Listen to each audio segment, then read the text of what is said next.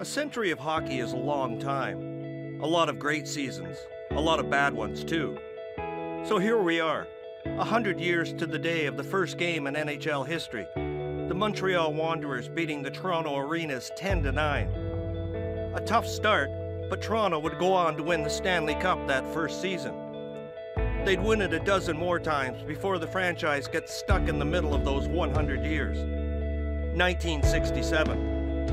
It's a season, it's a team that feels like the before and after picture in franchise history. The end of the glory years, the start of the march through the wilderness. That year, as the country was about to celebrate its centennial, the franchise was in its 50th season. The times were mostly good, very good in fact. That season, against long odds, an aging team, the over-the-hill gang, found a way to somehow pull together at the right time and win the Stanley Cup.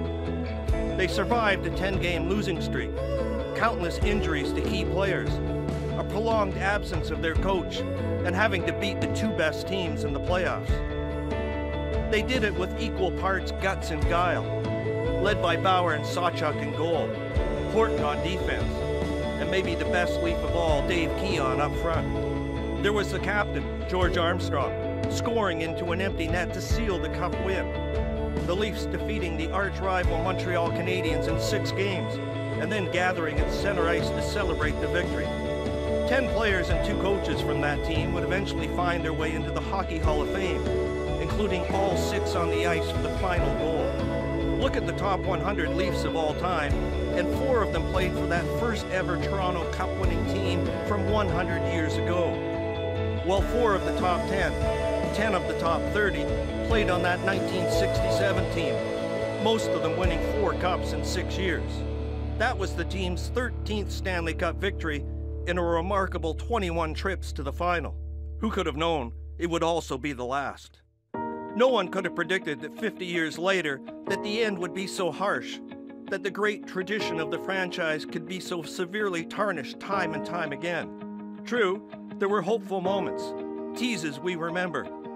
The late 70s with Sittler and Nielsen, the early 90s with Gilmore and Burns, the 2000s with Sundin and Quinn. Teams that got close, but never all the way, so that 1967 remains the lasting image of greatness in Maple Leafs history, 50 years ago.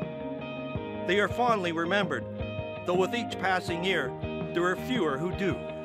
As the Leafs take to the ice for the next century game, they continue to embrace and celebrate the glory days in their past, from the first Cup 100 years ago to the last one 50 years later, seemingly even making peace with it. And they have a renewed determination to find a way back to the middle.